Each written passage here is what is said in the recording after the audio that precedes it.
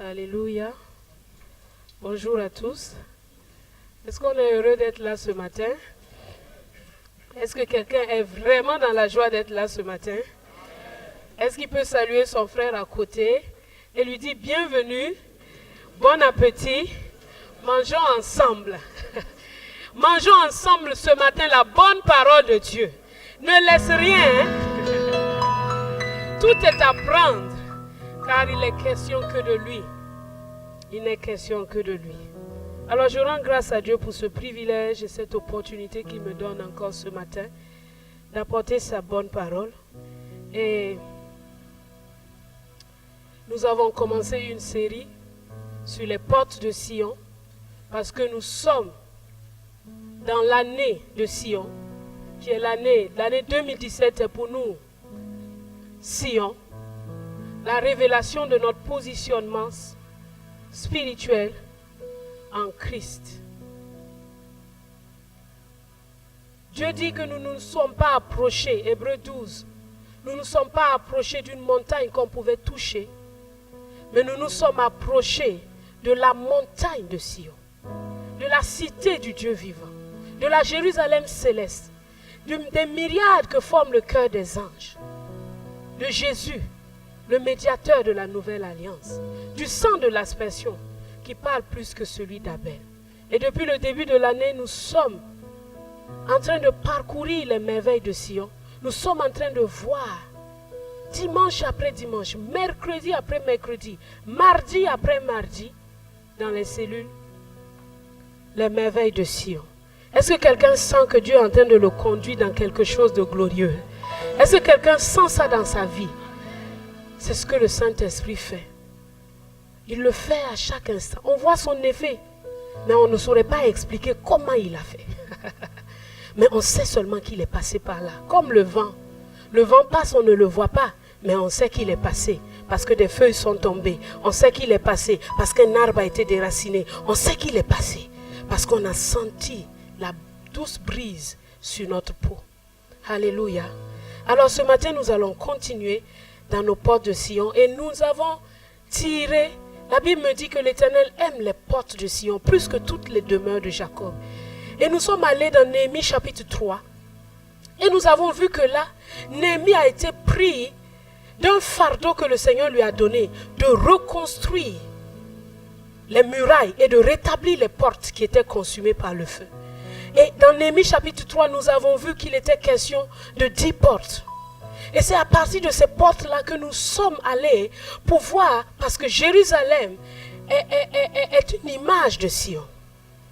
Pour voir qu'est-ce que le Seigneur Jésus nous enseigne, porte après porte. Nous avons vu la porte des brebis, qui est la première porte.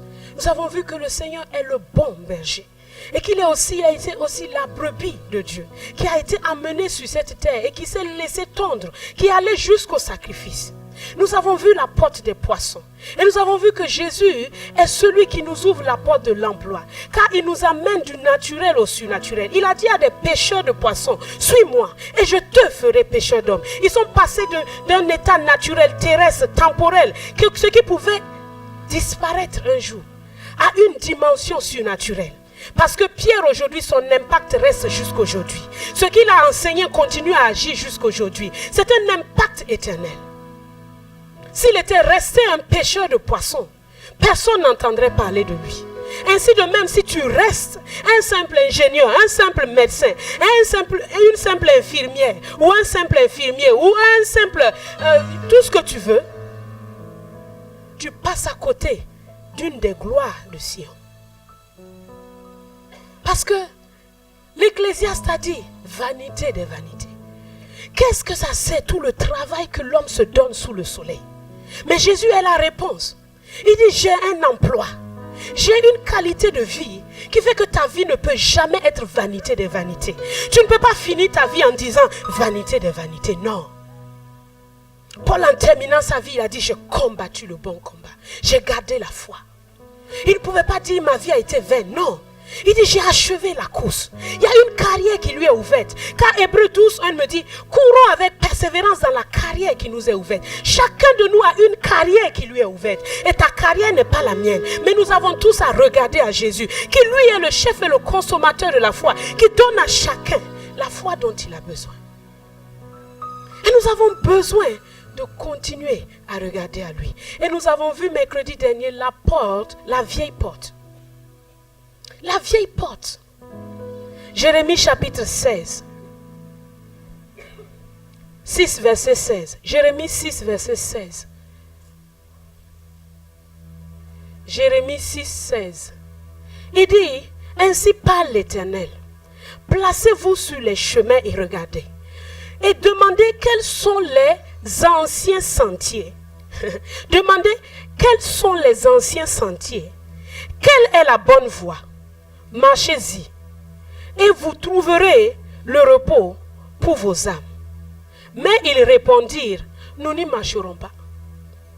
Que personne au milieu de nous ce matin ne dise, je n'y marcherai pas. Car Jésus a dit, il dit, placez-vous sur les chemins et regardez.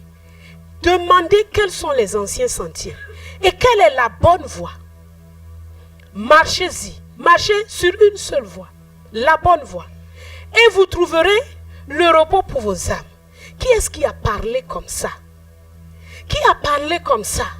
Qui a pu dire, venez à moi, vous tous qui êtes fatigués et chargés, et je vous donnerai du repos. Qui a pu dire que suivez mes instructions, recevez, prenez mon joug, car mon joug est doux et léger, et vous trouverez le repos pour vos âmes. Qui a dit ça?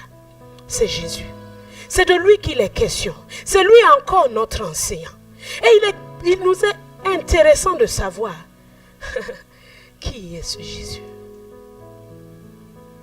Jésus n'a rien à voir avec Moïse. On ne peut pas comparer Jésus avec Moïse, ni avec Élie, ni aucun des prophètes.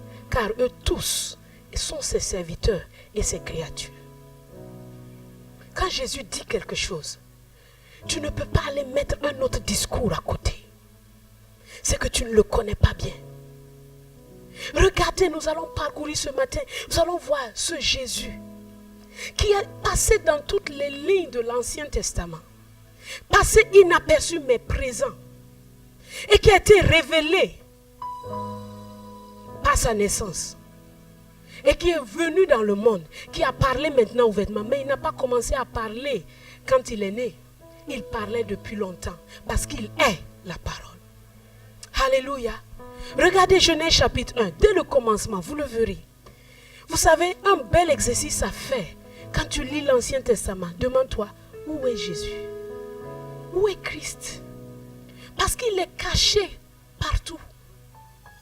Demande-toi où il est. Jésus a dit aux disciples d'Emmaüs, quand ils marchaient sur le chemin, il dit, commençant par Moïse et tous les prophètes, avec les psaumes, il leur a expliqué comment les gens ont parlé de lui. Il est question de lui partout. Alors s'il est question de lui et qu'il apporte son enseignement, nous devons écouter. Nous n'avons pas d'autre option, car c'est lui qui est la vie. Regardez, Genèse chapitre 1, verset 3. Qu'est-ce qu'on dit là-bas? Verset 1 d'abord. Au commencement, Dieu créa les cieux et la terre. Verset 3. Dieu dit que la lumière soit. Et la lumière fut. Colossiens 1 verset 16 me dit ceci. Colossiens 1 16 me dit ceci. Car en lui ont été créées toutes les choses.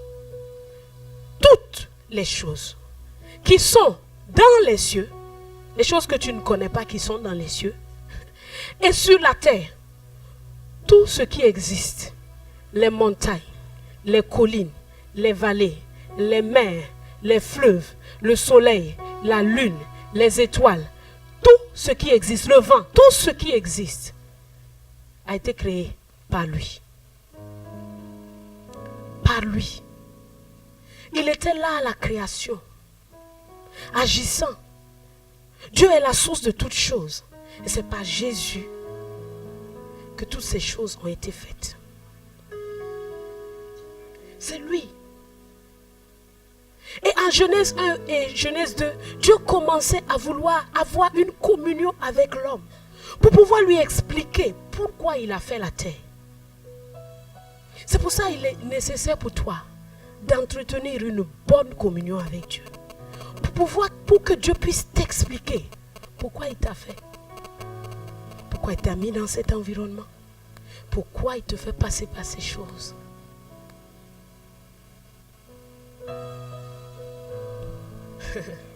Genèse chapitre 2. Regardez encore Jésus. Est-ce que vous l'avez vu? Genèse chapitre 2. Genèse chapitre 3 plutôt. Verset 8. Genèse 3, 8.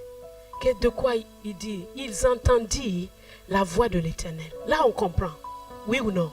Ils entendirent la voix de l'Éternel qui parcourait le jardin. Waouh! Est-ce que une voix a des pieds? Il y a d'autres versions qui disent ils entendirent la voix de l'Éternel qui marchait dans le jardin. C'est Jésus qui était encore là. Sa voix parcourait le jardin. Et ils ont entendu. Mais il passe là, inaperçu.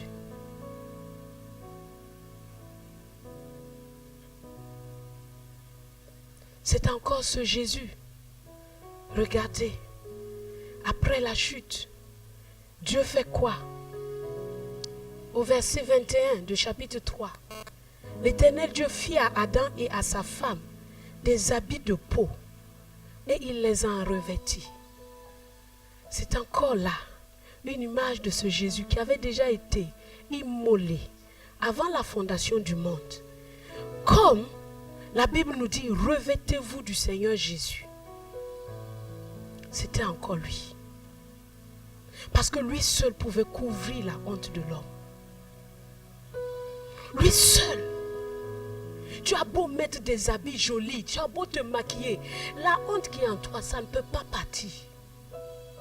Si Jésus n'intervient pas à l'intérieur. C'est pour ça que l'homme, il met tout le focus sur l'extérieur. Parce qu'il y a un seul qui peut changer l'intérieur. Et il est là encore en Genèse. Il est là en Genèse.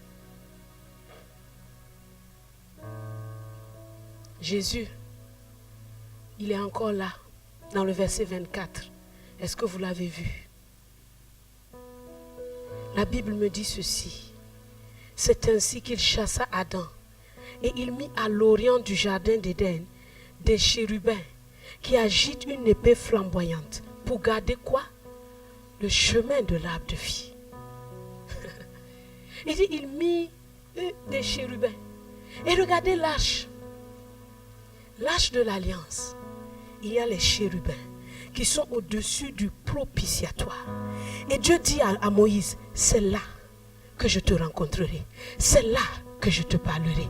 L'arbre de la vie n'est rien d'autre que la communion avec Jésus. C'est pour ça que Jésus est venu te dire que si tu ne manges pas sa vie, tu ne bois pas son sang, tu ne peux pas avoir la vie en toi. Parce qu'il est l'arbre de vie. Ce Jésus, il est présent là, partout. Mais non manifesté, non révélé, caché.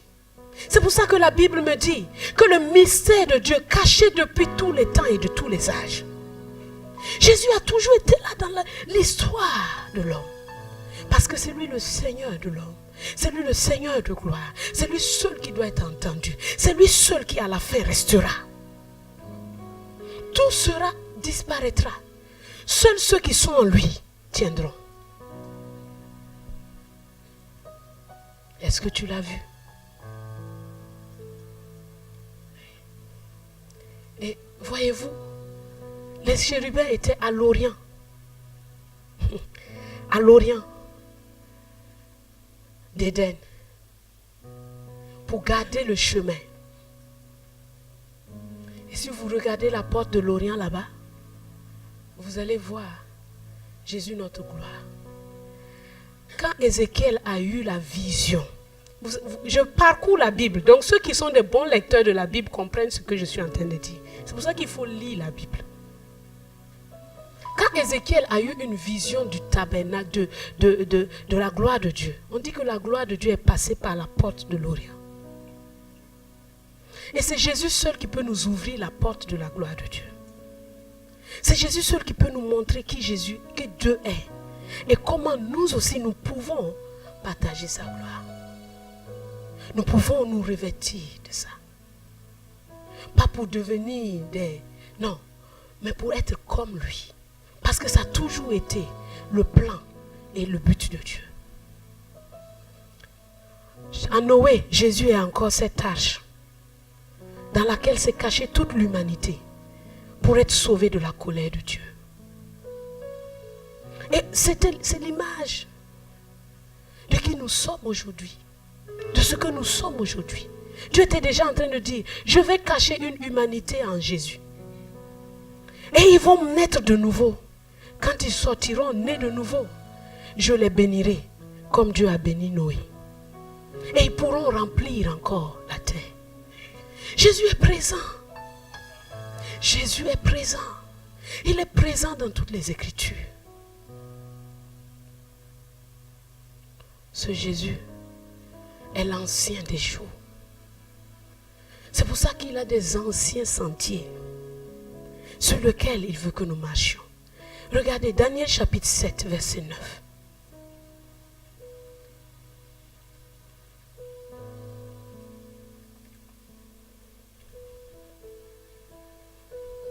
Je regardais et pendant qu'on plaçait des trônes, et l'ancien des jours s'assit. Regardez l'ancien des jours. Son vêtement était blanc comme la neige et les cheveux de sa tête étaient comme de la pure laine. Son trône était comme des flammes de feu et des roues comme un feu ardent. La Bible me dit que le Père est invisible. Le Père est invisible, mais il s'est rendu visible dans la personne de Jésus. Et voyez-vous, il s'appelle l'ancien des jours, assis sur le trône. Regardez Apocalypse 1, verset 12. C'est l'apôtre Jean qui parle. Il dit, je me retournais pour connaître quelle est la voix qui me parlait. Et après m'être retourné, je vis 7 chandeliers d'or. Et au milieu des 7 chandeliers d'or, quelqu'un qui ressemblait à un fils d'homme, vêtu d'une longue robe, ayant une ceinture d'or sur la poitrine. Sa tête et ses cheveux étaient blancs comme la laine. C'est pas comme ce qu'on a vu tout à l'heure. Sa tête et ses cheveux étaient blancs comme la laine, blanches comme de la neige, et ses yeux étaient des flammes de feu. Ses pieds étaient semblables à de l'airain ardent, comme s'il lui était embrasé dans une fournaise, et sa voix comme celui des grandes eaux. Et la voix continue et dit, il a dans sa main droite 7 étoiles. De sa bouche sort une épée aiguë à 2 tranchants. Son visage est comme le soleil lorsqu'il brille dans sa force. Quand je le vis, je tombais à ses pieds comme mort. Il posa sur moi sa main droite en disant, ne crains point. Ne crains point. Ne crains point. Quand Jésus vient toujours pour t'enseigner ses voies, il te dit ne crains point. C'est la peur qui nous empêche d'obéir à Dieu. C'est la crainte qui nous empêche d'obéir à Dieu. Alors que sa nature et sa puissance est disponible en toi. Il te dit, ne crains point. Je suis le premier et le dernier. Et le vivant. J'étais mort. Et je suis vivant au siècle des siècles. Et je tiens les clés de la mort et du séjour des morts. Il s'appelle Jésus de Nazareth, celui qui était mort et qui est ressuscité, celui qui est élevé, celui qui est l'alpha et l'oméga. C'est pour cela que nous allons encore adorer son nom. Nous allons encore bénir son nom. Oh, il est l'ancien des jours. Il est la voie qui parcourait le jardin. Il est celui qui a été immolé afin que nous soyons couverts dans notre honte. Il est celui qui est devenu l'arche afin que nous soyons cachés, sauvés de la colère de Dieu. Il est celui qui a quitté son père, sa mère, qui a quitté tout comme Abraham, afin d'être un sujet de bénédiction pour nous tous. Il est l'alpha et l'oméga, le premier-né d'entre les morts, l'agneau de Dieu, le seul Seigneur. Il est incomparable, il est admirable, Père éternel, Dieu puissant. Il est l'ancien des jours, il est l'ancien des jours. Son nom c'est Jésus, son nom c'est Jésus, son nom c'est Jésus, son nom c'est Jésus. Adore-le, son nom c'est Jésus, son nom c'est Jésus, son nom c'est Jésus. Son nom c'est Jésus. Oui, ne crains point. Son nom c'est Jésus. Oui, ne crains pas. Son nom c'est. Ne crains pas, mon frère. Son nom. Il te dit, ne crains pas. Son nom c'est. Il est le premier. Son nom c'est. Il est le dernier. Son nom c'est.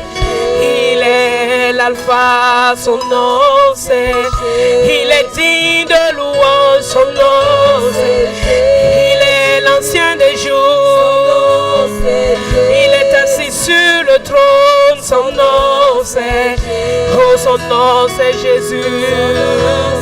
Son nom c'est Jésus, son nom. Il marche dans son église. Il marche au milieu de nous. Son nom c'est Jésus. Son nom c'est Jésus. Son nom c'est Jésus. Son nom c'est Jésus. Il est la voie qui parcourt la terre. Il est l'âge de Noé. Il est l'agneau immolé. Il est le ressuscité. Il est celui qui nous sauve, celui qui nous libère, celui qui nous rachète. Son nom c'est Jésus. Il est digne de louange. Son nom c'est Jésus. Son nom c'est Jésus. Son nom c'est Jésus. Son nom c'est Jésus. Par lui sont toutes choses. Par lui la lumière fut manifestée. Par lui l'étendue devint visible. Par lui le soleil fut. Par lui la mer fut. Par lui les mers furent. Par lui les océans furent. Par lui la terre produisit.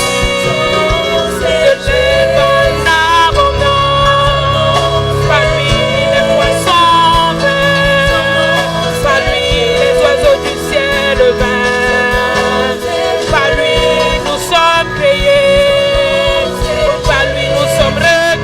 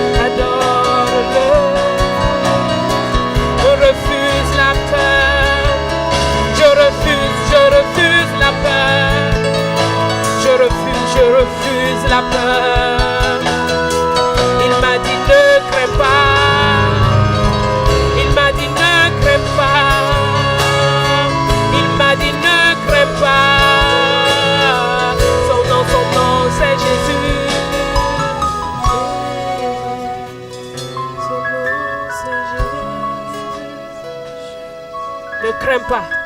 Refuse la peur. Refuse la peur. Car il t'a dit, ne crains pas. Ne crains pas de me suivre. Ne crains pas ce que je vais te dire. Ne crains pas de me voir. Ne crains pas. Ne crains pas.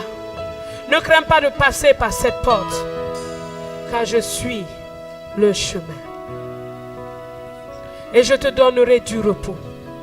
Le repos de ton âme se trouve à cette vieille porte. Si tu suis son enseignement. Alléluia. Jésus, merci. Merci Jésus. Merci d'être venu. Et de t'être révélé à nous. Car comment comprendrons-nous si tu ne nous avais pas expliqué? Nous ne pouvons pas le comprendre. Merci Saint-Esprit. Alléluia. Alléluia. Alléluia. Alors ce Seigneur de gloire nous parle. Matthieu chapitre 5.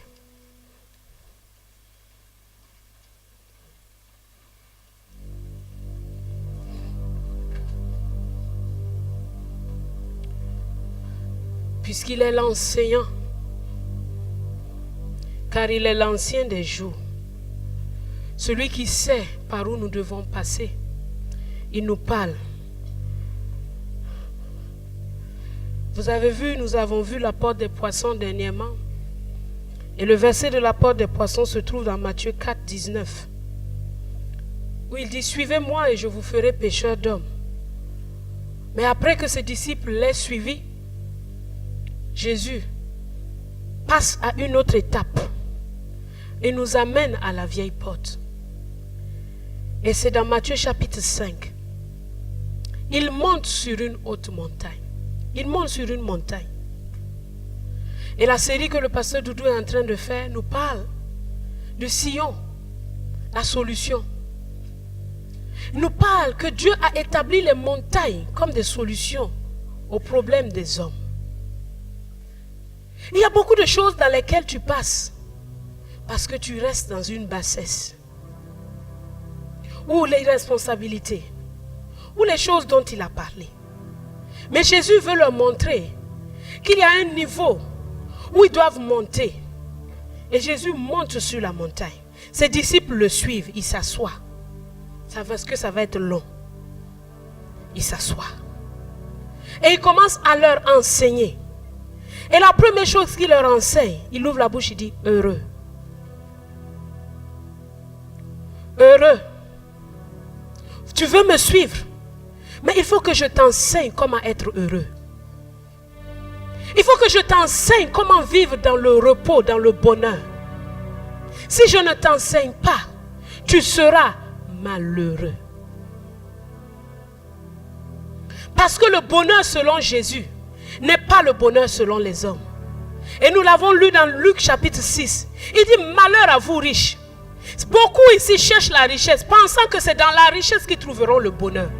Mais Jésus a déjà balayé ça du revers de la main. Et nous avons vu qu'il est le Seigneur de gloire. Il sait de quoi il parle. Lui, il commence à dire heureux les pauvres en esprit. Et ce matin, nous l'avons même chanté. Les assoiffés de justice se réjouiront en son nom. Les pauvres en esprit se réjouiront en son nom. Merci ma soeur, que Dieu te bénisse. Mais Jésus vient, il commence par enseigner le bonheur. Combien d'entre vous nous avons Jésus, mais tu es malheureux dans ton cœur? Oui ou non? Oui ou non?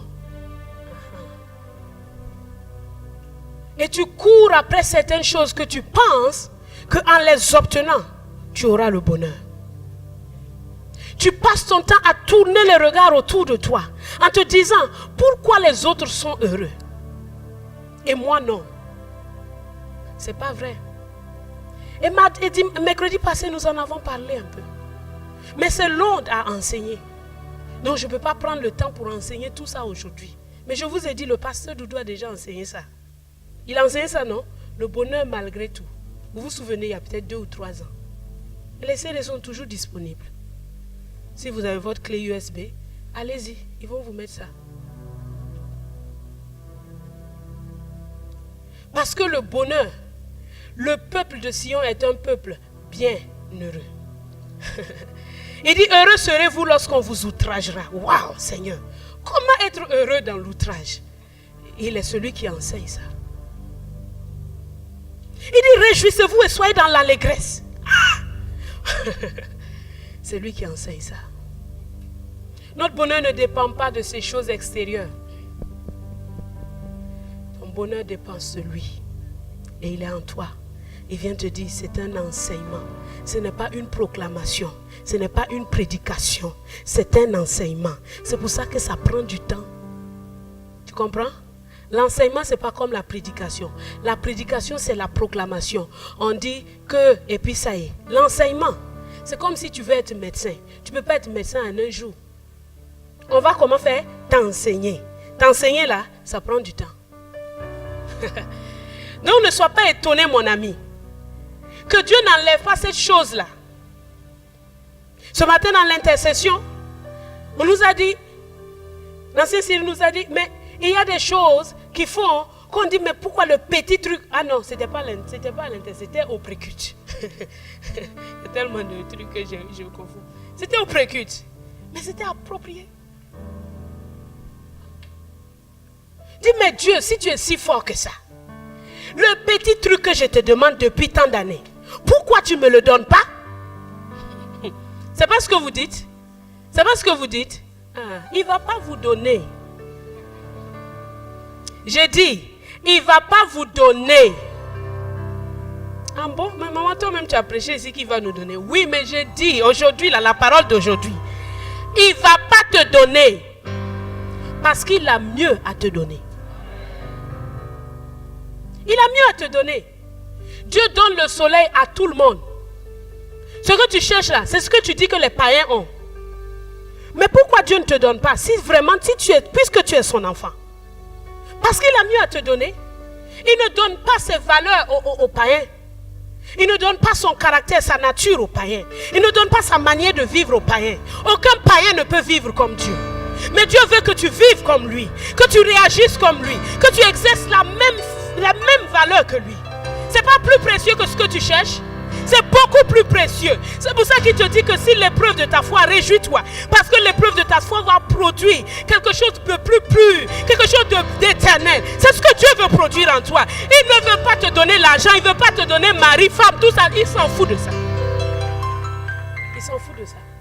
Ce qu'il veut produire en toi, c'est une gloire, la gloire de Sion, que tu ne peux trouver nulle part, seul en Jésus. Tu peux aller chez Bouddha, tu ne le trouveras pas. Tu vas où tu veux, tu ne le trouveras pas.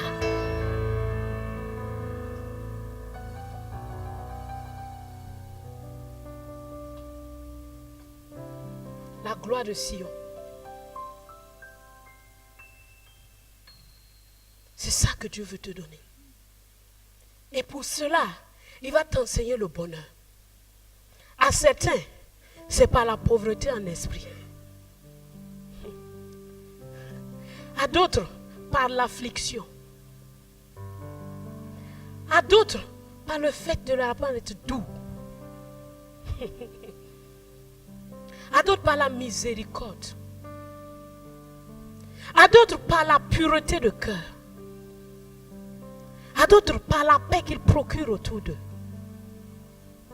À d'autres, par la persécution à cause de la justice.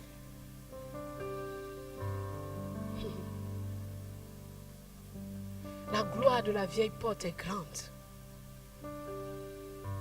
Elle est grande.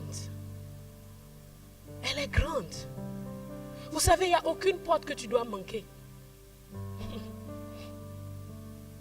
Non. Ce n'est pas plusieurs montagnes. C'est une montagne.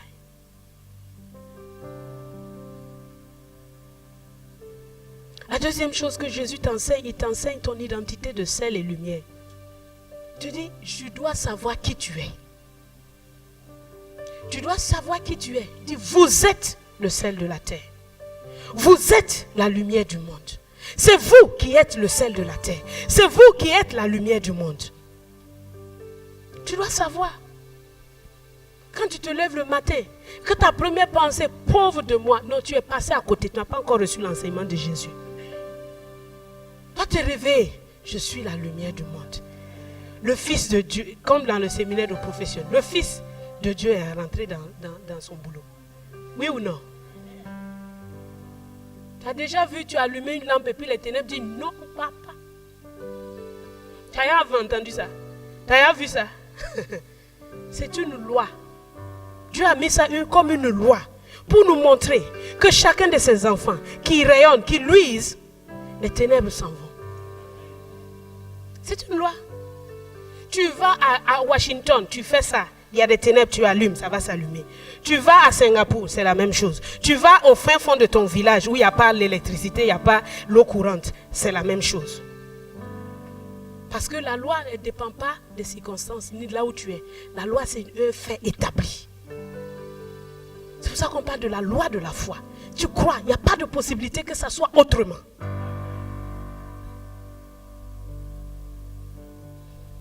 La troisième chose que Jésus nous enseigne, il nous enseigne qu'il est venu accomplir la loi. Sa mission, ce n'est pas de l'abolir, mais de l'accomplir. Parce que Dieu, il ne peut pas dire quelque chose et puis c'est mensonge. Ça n'existe pas. Il a accompli pour établir une loi supérieure.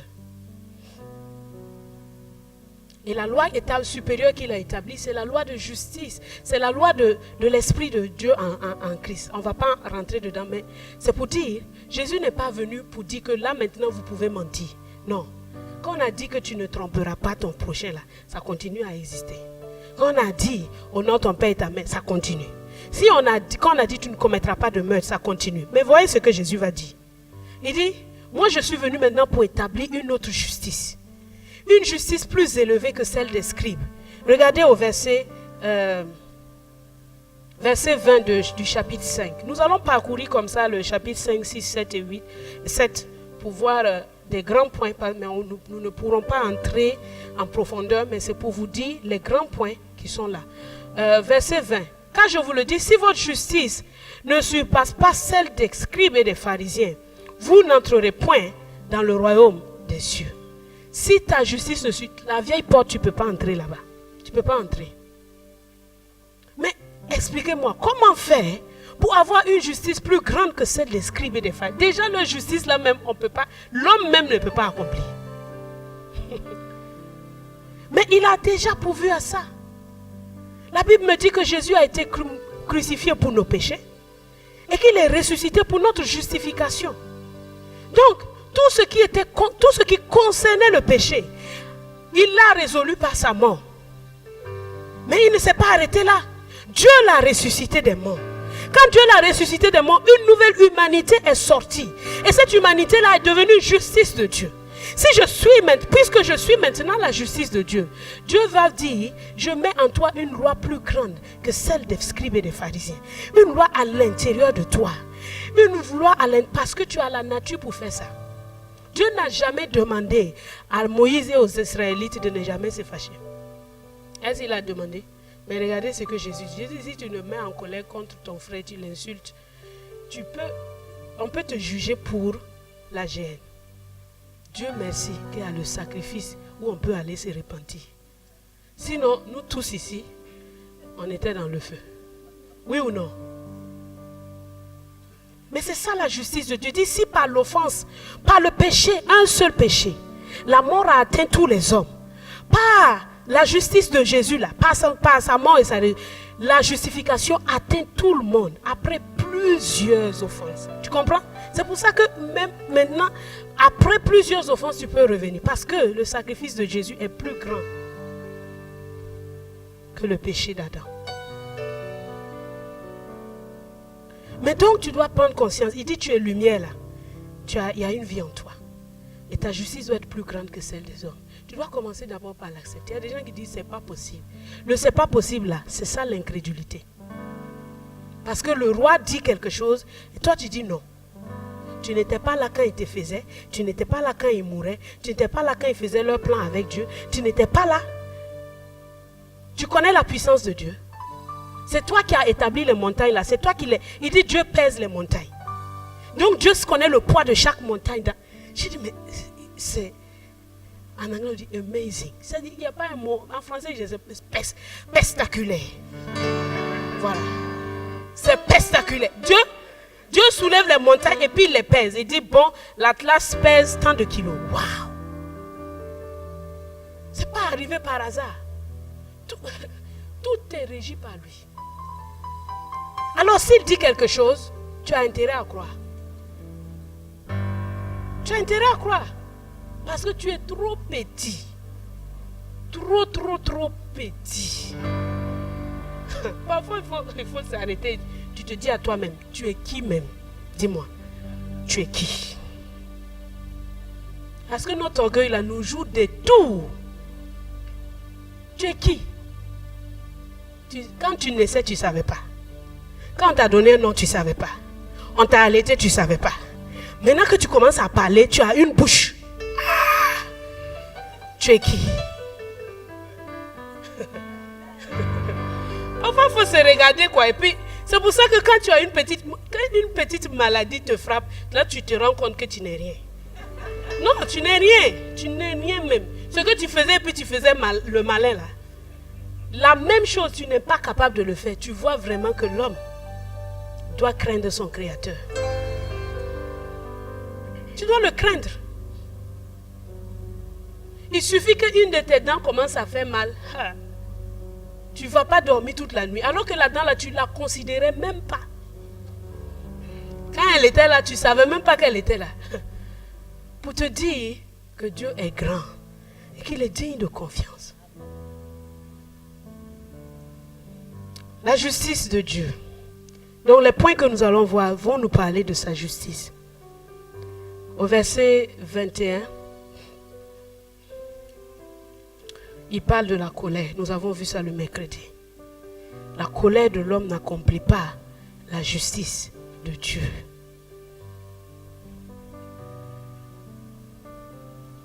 Donc, quand tu suis Jésus, il y a un point. Il y a des gens qui disent, moi je suis comme ça.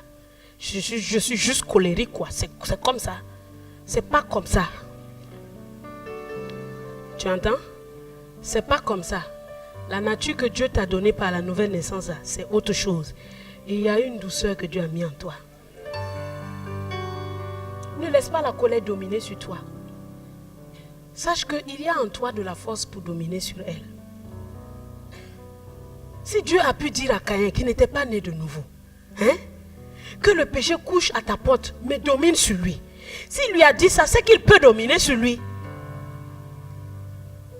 À combien plus forte raison, nous, qui sommes nés de nouveau, le Saint-Esprit est en nous. Et puis tu dis que la colère là, toi tu peux pas. Tu peux pas. Non, moi vraiment, priez pour que le démon de la colère n'a qu'à partir. Mais moi, vraiment, il n'y a pas de démon de la colère. Tu comprends? C'est toi qui livres ta volonté, tes émotions à ça. Tu peux le gérer. Ou bien,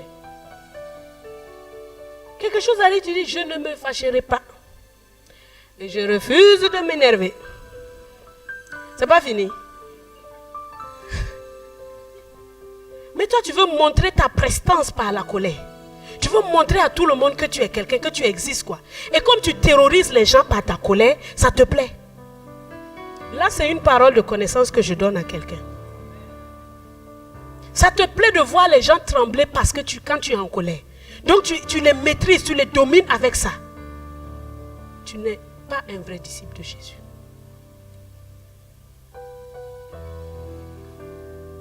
Un vrai disciple de Jésus écoute ce que son maître dit. Jésus le grand, le puissant, il pouvait écraser tout le monde. Mais il choisit. Toi, tu es qui? Tu es qui? Dis-moi. Tu es qui? Tu te prends même pour qui? Il faut qu'on soit humble. Il faut qu'on s'humilie. Que parfois on se regarde et dit, au fait, je me plains là-haut. Je suis qui? Je dis qu'on doit faire ça pour moi, on doit faire ça pour moi là-haut. Je suis qui au fait? Je suis qui?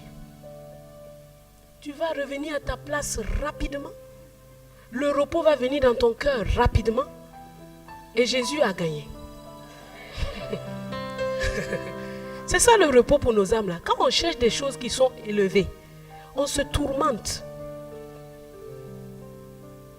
Jésus lui-même n'a pas trouvé comme une proie à arracher d'être égal à Dieu. Toi, tu veux arracher des proies. Il y a des problèmes. Donc, la colère, dans son enseignement, à la vieille porte, il te dit la colère, bannis la colère.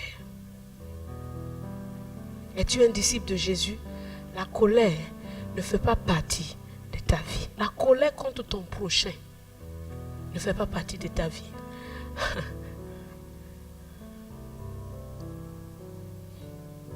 Ne fait pas partie de ta vie.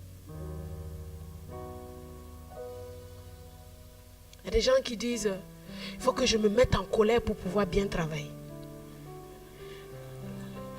Oui ou non? Il y a des gens qui font ça, non? Oui ou non? Oui, il faut qu'ils soient énervés. Il faut qu'ils soient énervés, quoi. Il faut qu'ils soient bien fâchés avant de pouvoir faire quelque chose. Tu es charnel, mon frère. Même dans l'œuvre de Dieu, ce n'est pas la colère qui nous dirige, c'est la compassion. C'est la compassion. Jésus n'a jamais dit qu'il a vu des gens en train de pleurer et puis il était en colère contre le diable. Vous avez vu ça où? Il était ému de compassion envers ceux qui souffraient.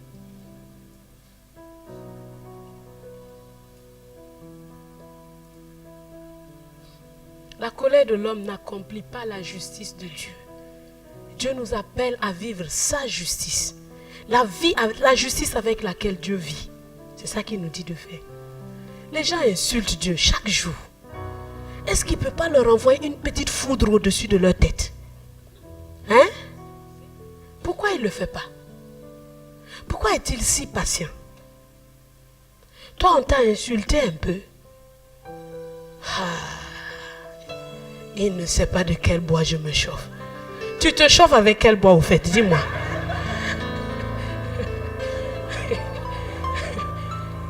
C'est bois de karité, c'est quel bois? Dis-moi. Ah Seigneur. Jésus nous enseigne que dans sa justice, il regarde beaucoup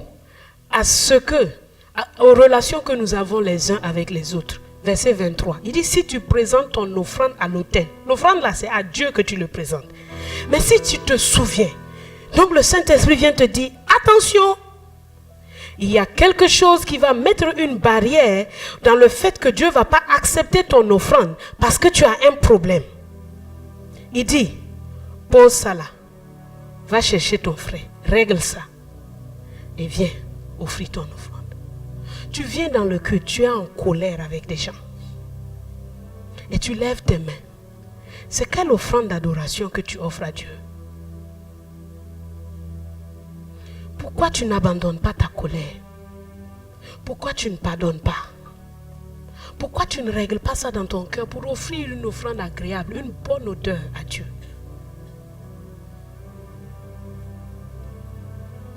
Verset 25, il dit, accorde-toi promptement avec ton adversaire. Jésus n'est pas dans les procès. C'est ce qu'il est en train de dire. Si tu as un problème avec quelqu'un, tu peux toujours le résoudre à l'amiable. Regarde. Pendant que tu es en chemin avec lui, de peur qu'il ne te livre au juge, que le juge ne te livre à l'officier de police et que tu ne sois mis en prison. Si entre frères, vous avez des problèmes et que c'est devant la justice que vous allez, vous êtes très misérable.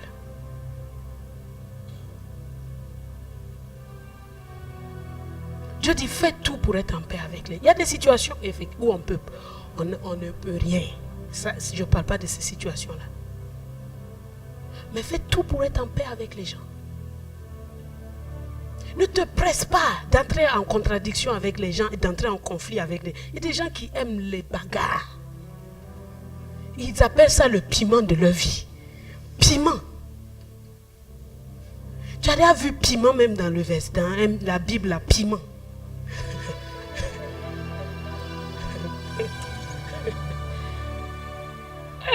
Non, les chrétiens de Jésus, nous avons des problèmes. Non, soyez des gens de paix, qui aiment la paix. Faites tout ce qui est en votre pouvoir. Pas avec la fausse paix. Il y a des gens qui ne sont pas contents avec toi, mais ils ne te disent pas. Bonjour, ça va bien. Oh, que tu es jolie, alors que dans son cœur, il t'insulte. Non, ça s'appelle l'hypocrisie. Verset 27. Jésus parle des relations conjugales. Il dit, tu ne commettras point d'adultère. Regardez la justice. Il dit, mais si quelqu'un regarde une femme pour la convoiter, il a déjà commis un adultère avec elle dans son cœur. La justice de Jésus est plus élevée que la justice des hommes. Il dit, la convoitise là dans ton cœur, c'est un grand problème.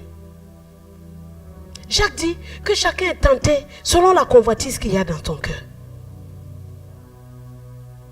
Tu es mou avec le péché, pourquoi? Tu regardes ces choses bizarres là. Et ça te dit rien. Regarde, la justice qui est en toi est une justice qui ne supporte pas ça. Parce que tout ton être entier appartient à Jésus.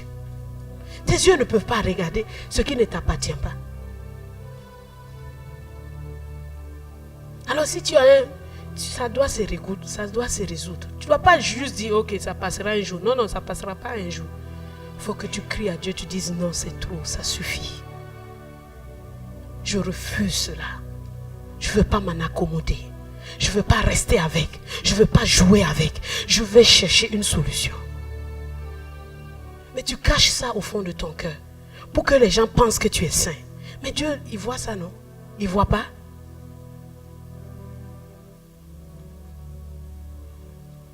Le verset 29, il nous dit, si ton œil droit est pour toi une occasion de chute, arrache-le. Ah! Jésus ne dit pas caresse-le, il dit arrache-le. C'est fort, c'est brutal. C'est violent. Mais c'est pour ça qu'il a dit, le royaume des cieux est forcé. Et ce sont les violents qui s'en emparent. Toi, tu veux qu'on te caresse dans le sens du poil. Non, je n'arrive pas à faire, donc je n'arrive. Tu n'arrives pas, et puis quoi? Il dit, si c'est pour toi une occasion de chute, arrache-le. Sois violent avec toi-même. Sois violent avec toi-même. Pas violent avec les autres, mais avec toi-même, il faut que tu sois violent. Personne ne va venir faire ça à ta place. Personne. Regardez Jésus, il dit, si ton œil droit. Jésus dit, c'est mieux que tu vives sans ça. Si ta télé est pour toi un problème, jette-la. Hey, tu connais le feu? Non, c'est pas un jeu. Jette-la. Si ton portable là, c'est un problème, faut jeter. Jette le portable.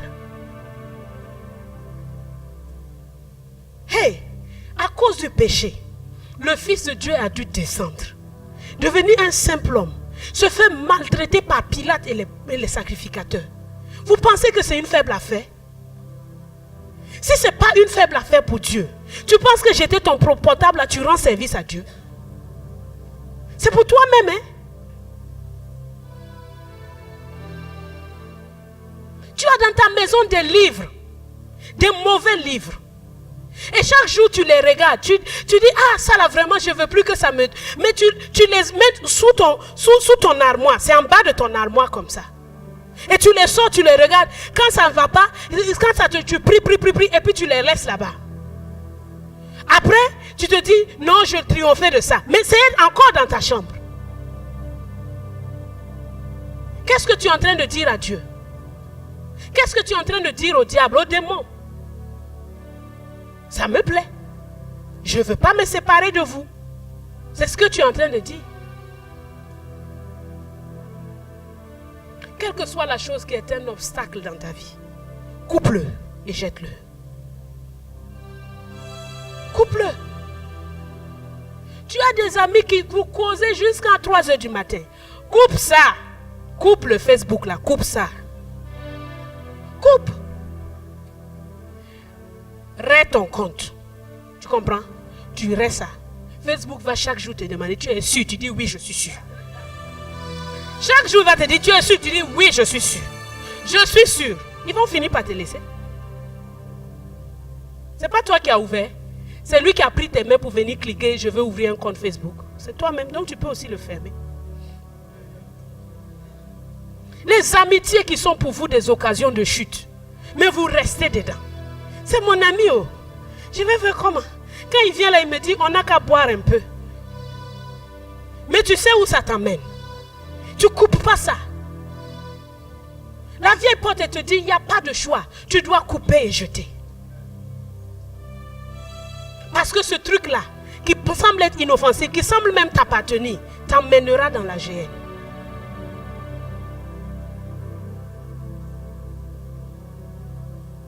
Il n'y a personne qui soit un disciple de Jésus qui ne puisse pas ne pas passer par cette vieille porte. Personne. Et tous vous le diront qu'à un moment, tous les grands qui sont dans la foi, les héros, ils vous diront qu'à un moment, séparation. Il n'y a personne qui va éviter ça. Personne. Sauf si tu n'es pas un disciple de Jésus. Si tu n'es pas un disciple de Jésus, grande est la route et spacieuse le chemin qui mène où? À la perdition. Tu peux prendre tous tes bagages, ta maison, tout. Aussi grand que tu Satan dit, tu veux venir avec ça? Il n'y a pas de problème. Viens seulement. Ah mais j'ai une petite colère là. Oh, tu veux, c'est la grande route que tu veux, non? Non, on va élargir la route. Ah non, lui, il bitume ça pour toi. Il dit, viens. Mais c'est la perdition. Jésus ne change pas sa route. Hein. Sa route reste la même. Il dit, tu veux passer ici? Eh bien, tu dois laisser ce fardeau là. Tu dois laisser ça. Tu dois couper ça. Tu dois abandonner ça. Je ne tolère pas ça. Je ne vais pas accepter ça. Je ne vais pas m'accommoder. Je ne vais pas te dire c'est pas grave. Il y a une phrase qui circule beaucoup et qui nous fait beaucoup de... C'est pas grave. Des choses, parfois c'est grave, hein, mais c'est pas grave. Ah, c'est pas grave. C'est grave. De quoi as-tu besoin de te séparer? Dieu te parle dessus depuis. Il te parle ou il te parle. Il te parle, il te reparle encore. Mais aujourd'hui, il vient encore te parler. Tu dis, si tu veux être mon disciple, tu veux faire partie de la montagne de Sion, eh bien, tu dois passer par la vieille porte. Et par la vieille porte, la colère, ça ne rentre pas. Par la vieille porte, l'adultère, ça ne rentre pas. Par la vieille porte, il faut que tu te sépares de tout ce qui est, pour toi, une occasion de chute.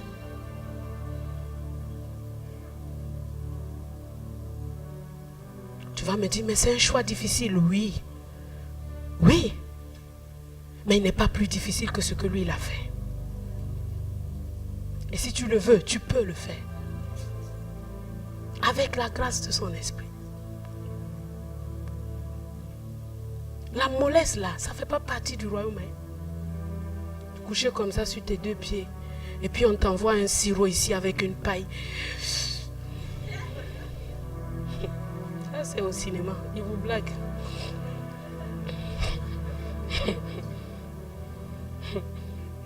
Coupe-le, jette-le.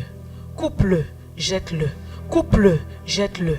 Coupe-le, jette-le. Personne ne va le faire pour toi. C'est toi qui dois prendre ta main, le couper et le jeter.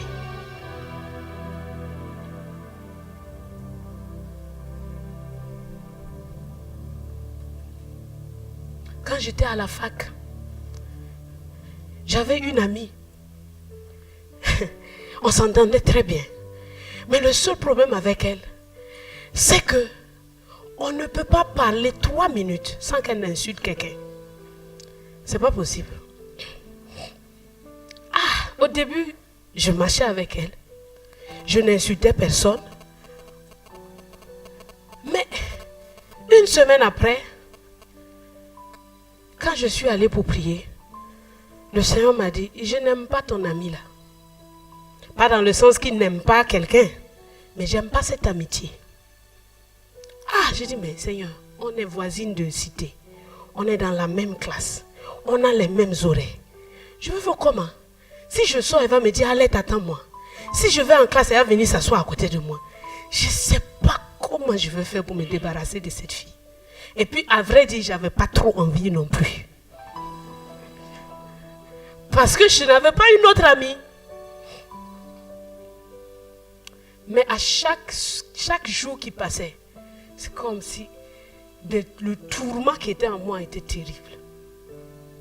Chaque pas que je faisais avec elle était une douleur en moi. Comme le Saint-Esprit qui dit,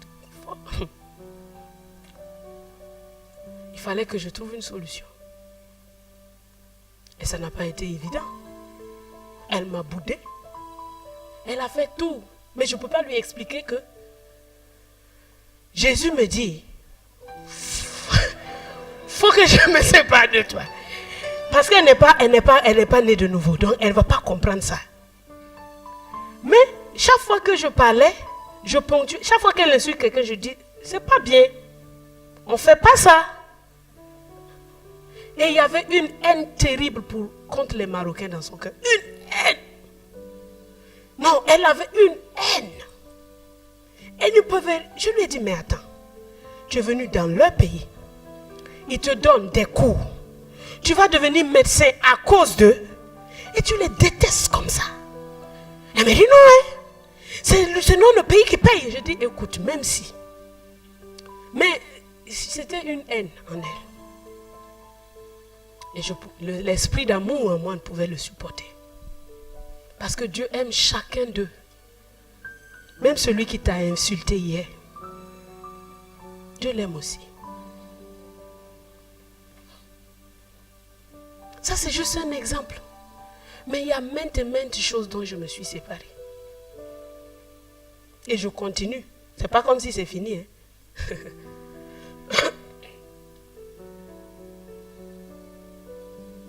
Mon mari n'a pas de compte Facebook.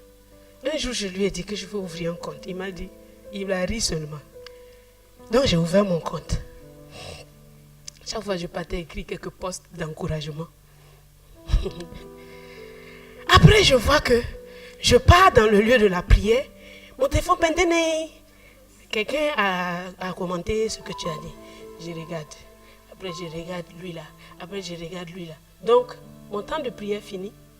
J'étais allé pour prier. Hein. Mais mon temps de prière est fini. Je suis en train de regarder les posts des gens. Bon, j'ai dit, bon, je ne fais plus ça pendant le temps de prière. Je veux faire ça le soir. Je vais regarder le truc le soir. Mais le soir, là, j'ai dit, je vais aller pour 15 minutes, je fais 2 heures. J'ai dit, non. Cette affaire ne m'arrange pas. Je suis partie prier.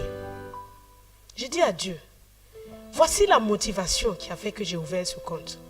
Je l'ai ouvert parce que je pense que c'est bon pour moi de poster de temps en temps des encouragements, des exhortations pour les gens. Il m'a dit, quand tu vas, tu passes combien de temps à regarder les autres posts? J'ai dit, mais beaucoup. Combien de posts t'édifient? J'ai dit, il y a quelques-uns quand même qui m'édifient. Combien ne t'édifient pas? J'ai dit, ceux qui ne m'édifient pas, là, en tout cas, on ne peut pas compter. Et vous, là, vous postez des... naze. Je suis naze aujourd'hui. Et puis quoi encore?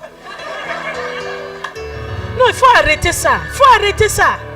C'est quoi? Vous n'avez pas un lieu secret? Vous n'avez pas un lieu où parler à Dieu? C'est sur Facebook, vous mettez aujourd'hui mélancolique. Et puis quoi?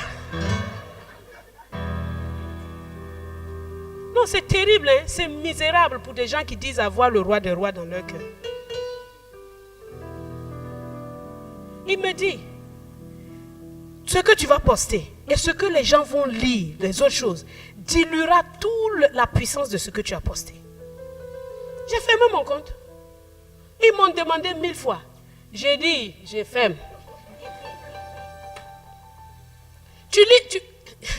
Vous savez, quelque chose que le diable a initié pour tenir les gens, Dieu ne va pas rentrer dedans. Il peut entrer dedans, mais sa puissance est limitée à l'intérieur. Ce n'est pas que je suis contre eux. Bien que. Bien que.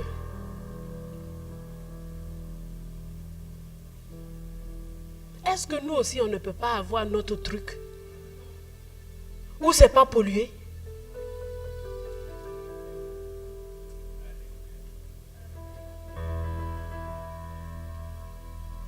Donc vérifie bien ta vie. Et dirige-la. Dirige-la. Dirige-la selon le regard de Dieu. Dirige-la de telle sorte que Jésus, le Seigneur de gloire, s'il revenait aujourd'hui, il puisse te dire bon et fidèle serviteur. Parce que vous savez que l'enlèvement peut arriver à n'importe quel moment. Il y a des gens qui sont assez stupides pour se dire je vais faire le péché, après je vais me repentir. Et si Jésus vient là, ou bien si la mort te prend, qu'est-ce que tu fais? Vous savez, il n'y aura pas le temps de se repentir. C'est en un clin d'œil. Quand tu fais cling cling là, est-ce que tu as le temps même de dire une phrase? Non. C'est comme ça que son arrivée va arriver. Son avènement arrivera. Alors, jette-le. Coupe-le et... Verset 33. Jésus nous parle là de la vérité. Simplement. Il n'y a pas besoin de jurer. Sois vrai. Oui, c'est oui. Il n'y a rien à ajouter dedans. Non, c'est non.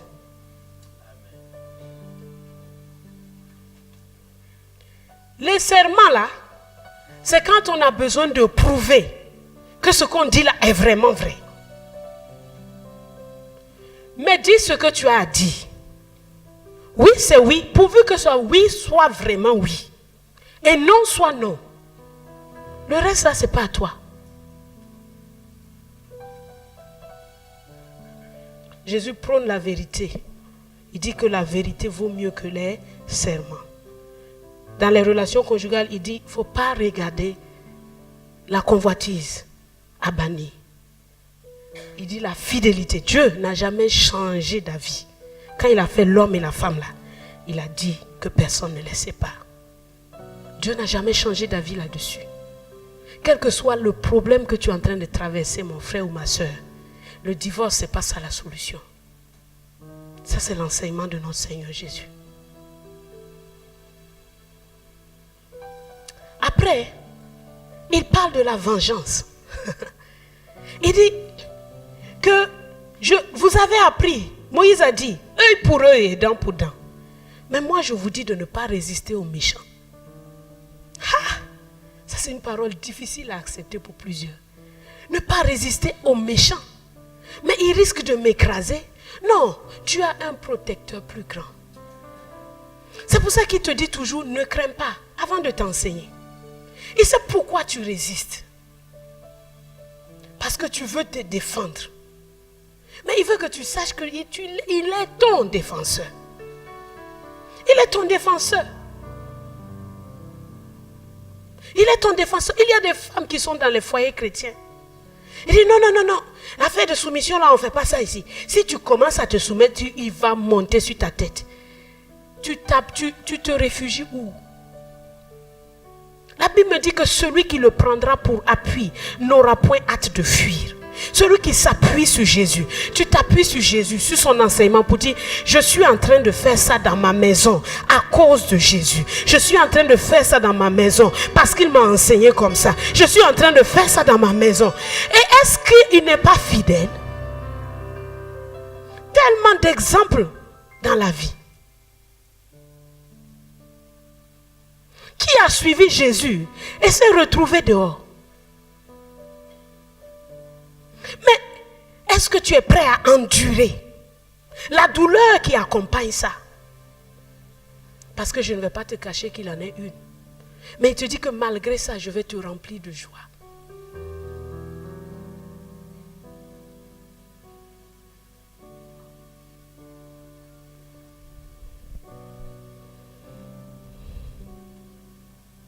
Jésus dit, ne résiste pas aux méchants. Si quelqu'un te frappe sur la joue droite, présente-lui aussi l'autre.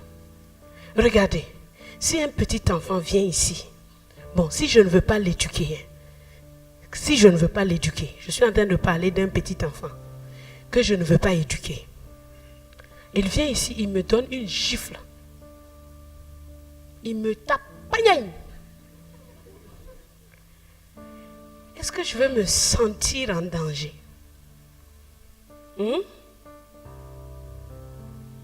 Je peux même lui donner l'autre. C'est pour te dire, le méchant sera toujours inférieur au juste. Jésus est sur une montagne.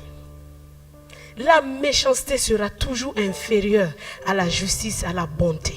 La méchanceté sera toujours inférieure. Celui qui t'opprime, qui est méchant là, c'est parce qu'il est le plus petit.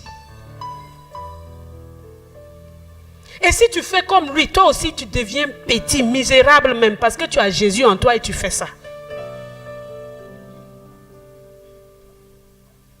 C'est parce qu'il veut te dire la bonté domine sur la méchanceté.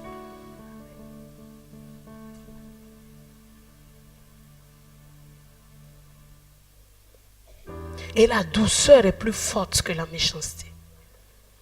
Il y a des gens qui pensent qu'être doux là vraiment c'est pas bon dans la vie. Il faut être violent là c'est envers toi-même. La douceur est plus forte.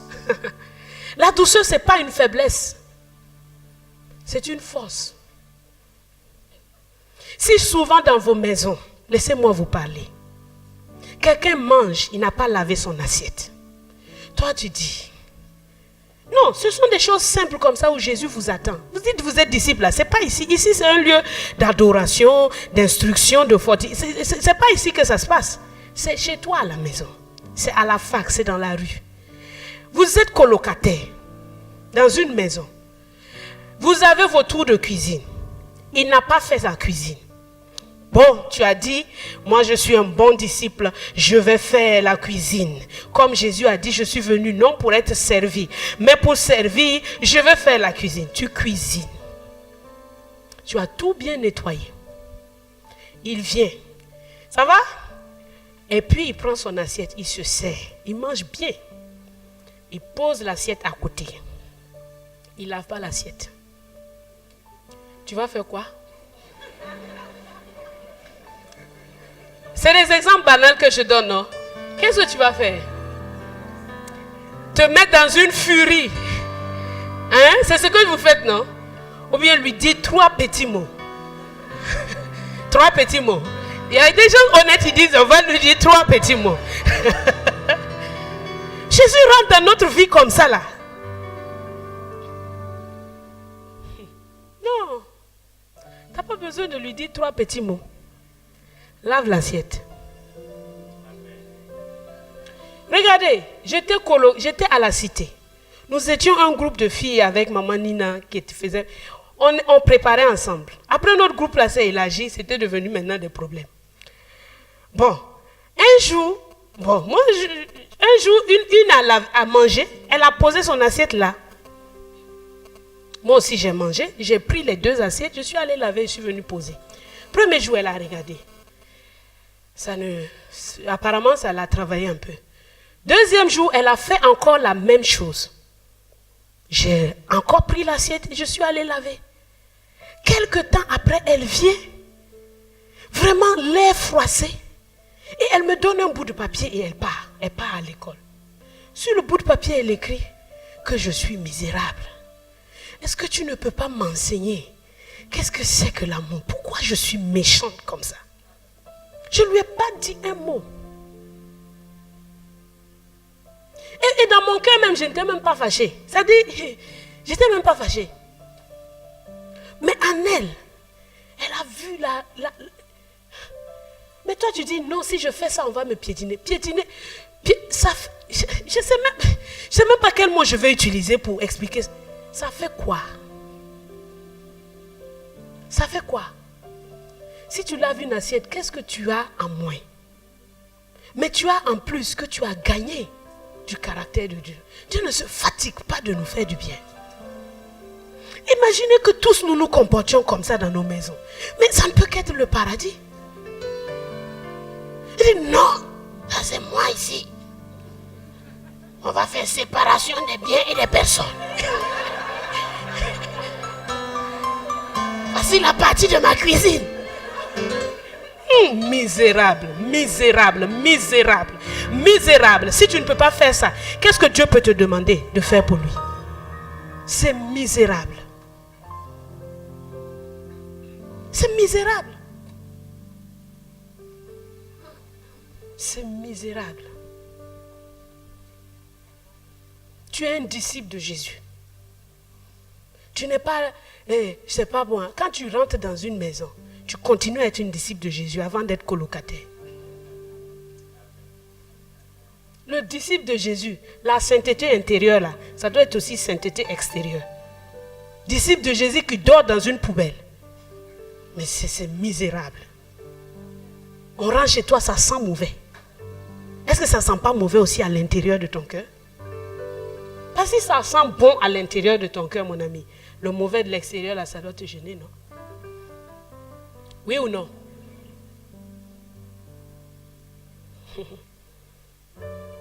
Ce matin-là, je ne vous rate pas. Hein. Je suis contente même. Ça vous fait du bien? Sûr? Vous allez pratiquer ça? Je n'ai même pas fini, mais je vais m'arrêter là. Et dire, enfin, on va nous laisser tranquille. On va pouvoir respirer un peu. Bon, donc je vais continuer. Il dit, si quelqu'un veut plaider contre toi et prendre ta tunique, donne-lui aussi ton manteau. Sois généreux.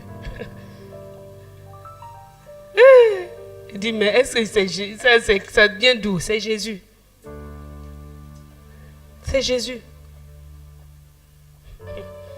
Si quelqu'un te force à faire 1 000, fais-en 2. Donne à celui qui te demande. Donne. Ne retiens pas. Il y a un proverbe qui dit, si quelqu'un te demande un bienfait, ne dis pas, reviens demain, quand tu peux le faire aujourd'hui. Et ne te détourne pas de celui qui veut emprunter de toi. Vous avez appris... attends, je ne vais pas continuer d'abord. Ne te détourne pas de celui qui veut emprunter de toi. Ça, c'est la parole que Jésus donne. Il dit, si quelqu'un veut emprunter de toi, il faut lui donner. Mais il y a des gens qui sont chrétiens, disciples de Jésus. Ils empruntent aux gens. Déjà, c'est-à-dire qu'il y a un problème si tu es quelqu'un qui emprunte. Ça veut dire que tu n'as pas bien compris la sagesse de Dieu pour ta vie. Parce que Christ était fait pour nous sagesse et il est la provision. Tu vas emprunter l'argent chez quelqu'un. Et comme tu connais ce verset, tu te dis, si je ne le rembourse pas, il va faire quoi? Tu te mets dans des grands problèmes. Parce que ça, c'est de la méchanceté. Il faut arrêter d'être méchant.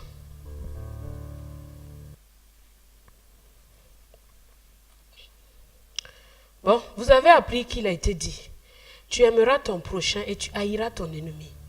Mais moi, je vous dis, aimez vos ennemis. Et sache que si tu dois à quelqu'un, il a un pouvoir sur toi.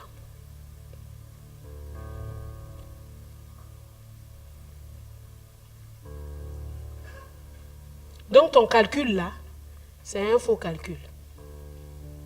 Oui ou non? Ça te ruine toi-même. La Bible dit que celui qui paye ses dettes s'enrichit. Si tu veux commencer à t'enrichir, enlève le moins là qui est dans ton compte. Bon. Vous avez appris qu'il a été dit, tu aimeras ton prochain et tu aimeras tu haïras ton ennemi. Jésus dit quoi? Aimez vos ennemis. Bénissez ceux qui vous maudissent. Faites du bien à ceux qui vous haïssent. Et priez pour ceux qui vous maltraitent et qui vous persécutent. Donc, Jésus dit qu'il y a plusieurs sortes d'ennemis. Il y a les ennemis de la langue, ceux qui nous parlent mal de nous. Il dit ceux-là, il faut que tu parles bien d'eux. Ce n'est pas leur dire que Dieu te bénisse. Non, non. C'est parler bien de Dieu. Ah, le frère là, il est bien. Quelqu'un me dit, mais ça là, tu es en train de mentir, puisque je ne le pense pas dans mon cœur. Pense-le. Pense-le et dis-le. C'est un bon frère. Tu sais qu'il est en train de te maudire. Faites du bien à ceux qui vous haïssent. Si quelqu'un te hait, Jésus n'a pas dit de prier pour lui. Chaque catégorie d'ennemis, il y a une action bien précise pour eux. Il ne faut pas mélanger les choses. Si quelqu'un te hait, Jésus te dit, agis bien. C'est-à-dire, pose des bonnes actions envers lui. Ne te mets pas à prier pour celui qui te hait. Ça ne va pas marcher. Parce que Jésus a dit de faire du bien à celui qui te hait. Tu vois qu'il est dans le besoin, tu l'aides. Tu sais qu'il te hait. Maintenant, ceux qui te maltraitent et qui te persécutent, prie pour eux. Tu as un mari qui te maltraite et qui te persécute, prie pour lui.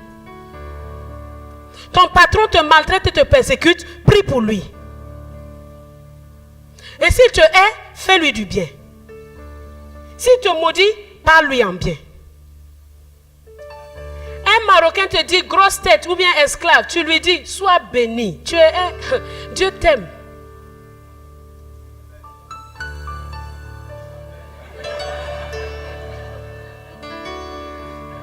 Et je dis ah maman, là tu nous as envoyé loin. C'est Jésus. C'est qui? C'est Jésus. Quelqu'un ne peut pas me dire que je suis esclave et puis ça va me faire mal. Je ne sais même pas pourquoi vous vous énervez. Si même il dit que ta tête est carrée, mais ça fonctionne, non? Moi je me donne des raisons. Non, mais ça fonctionne. La tête là fonctionne. C'est suffisant. Ta bouche est grosse. Ah, mais elle parle quand même. C'est très bien. C'est pour ça que ça suffit. Ou bien, ne te laisse pas vexer dans ton cœur. Garde la porte de ton cœur bien fermée. Un ennemi dit non, toi tu ne rentres pas ici. C'est pas tout. Moi, je les ai. Peut-être comme je ne suis plus dans. Peut-être c'est pour ça que quand les gens se plaignent que les gens les insultent, moi je dis mais pourquoi ils ne m'insultent pas? Moi je passe mais ils ne m'insultent pas. Ah Seigneur. Afin que vous soyez quoi? Fils de votre Père qui est où? Dans les cieux. Car il fait lever son soleil sur les méchants et sur les bons. Il fait pleuvoir sur les justes et sur les injustes. Si vous aimez ceux qui vous aiment, quelle récompense méritez-vous? Donc il y a une question de récompense dans cette affaire. Quand j'aime mon ennemi là, Dieu est en train de créditer mon compte. Et il y a des récompenses qui m'attendent. Un jour, des bénédictions se descendent sur ta tête. Tu dis, mais ça vient d'où? De tous ces petits trucs-là. Et si vous saluez seulement vos frères, tu arrives dans un groupe, il y a ton ami ici, et puis toi tu arrives, ah bonjour mon frère, tout cela c'est des cailloux. C'est des cailloux. Dis-leur bonjour. Tu es dans l'immeuble, mais tu ne salues que les blacks de l'immeuble. C'est quelle chose ça? C'est quoi ça? Tu as un problème. C'est être misérable. Tu ne vas jamais dire à ton voisin bonjour, bonjour, bonjour. Je te souhaite un bonjour. Dieu n'a jamais fait lever la moitié de son soleil sur ton appartement et puis l'autre, il met le noir. Tant que tu vois le soleil sur tous les fils des hommes, c'est que Dieu est bon pour eux. Donc toi aussi, tu dois être bon pour eux.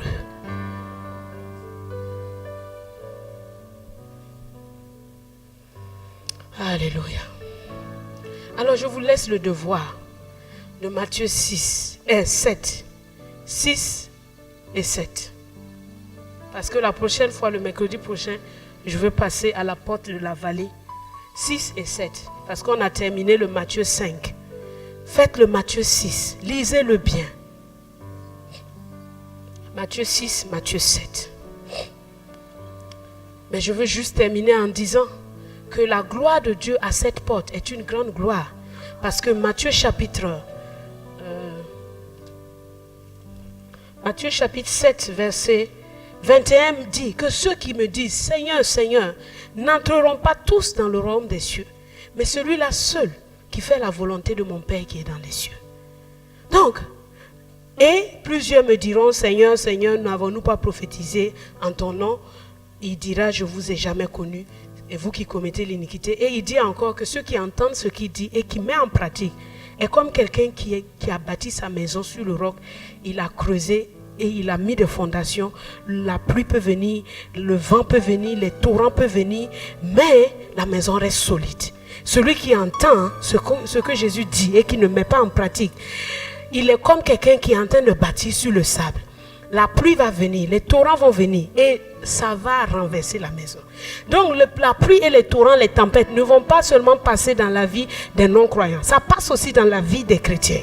Seulement celui qui a bâti sur le roc tiendra stable. Il sera stable, inébranlable. C'est ça la gloire de Dieu à cette porte. C'est que tu es ferme et inébranlable. Tu n'es pas quelqu'un qui est mouvant. Tu es comme la montagne de Sion elle-même. Elle ne chancelle pas.